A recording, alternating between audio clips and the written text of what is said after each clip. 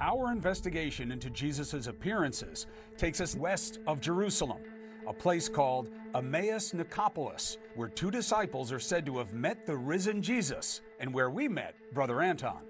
This place has always been important for Christians because of the beautiful story of the two disciples meeting Jesus on the road. Was it just a story, you think? First of all, it's a very touching story. It's very emotional because the two disciples are very sad because Jesus died, and then they meet Jesus. They don't recognize him immediately, but finally he changes their sorrow into joy. The Emmaus story is remarkable because you have people who knew Jesus who say they didn't recognize him when they first saw him. What do you make of that? The disciples not only are with Jesus on the Emmaus road, but they're talking to him, and they still don't know who he is, right? These stories are really strange. They're really strange. This strangeness bolsters one of the most popular and enduring skeptical arguments today, that the appearances were hallucinations. And why is it important that it wasn't a dream, it wasn't a ghost that came to all of these different disciples and other people of value in the religion? Why? Because we are speaking about the bodily resurrection. This is the hope of Israel. This is always what the Jews were waiting for the bodily resurrection. If it's so important that they can testify to the risen Jesus, why does he make it so difficult? Well, at Emmaus, they saw him. But they didn't know who he was? That was then they say, let's get something to eat, and all of a sudden, it's Jesus. Why can't he just come and say, hello, fellas, remember me? Because Jesus is taking all of us on our road towards him. And he wants us to understand that he is a Messiah. He's not just saying, you have to believe, but he wants to convince. According to the Gospel of John, Jesus also appeared to his disciples while they were hiding in the locked upper room of a house. Could that have been a mass hallucination too? It appears that Jesus can pop in and out of rooms, right? Okay, that's not ordinary. So there's something weird going on here. Power of belief, very strong. People seeing things, hearing things. We hear stories of it all the time with departed loved ones.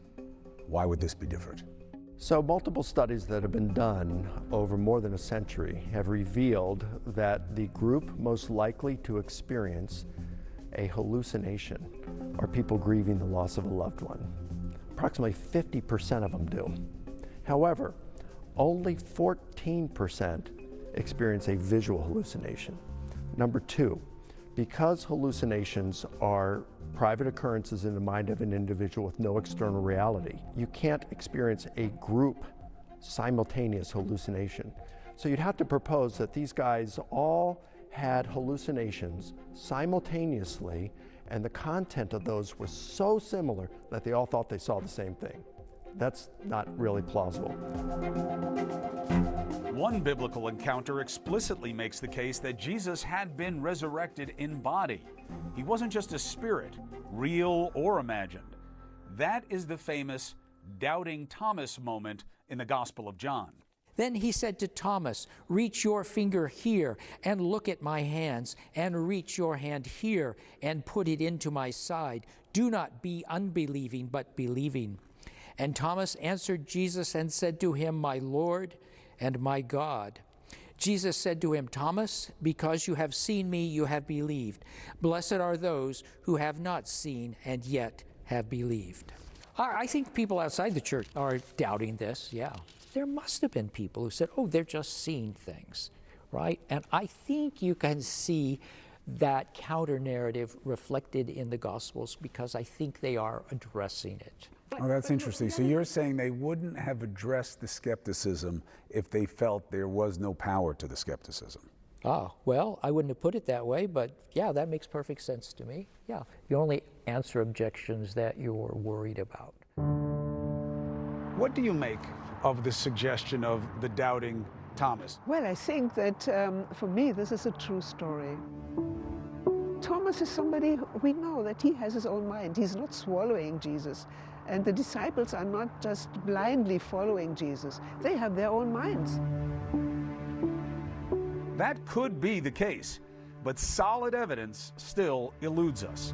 And modern psychology seems to be on the side of the skeptic.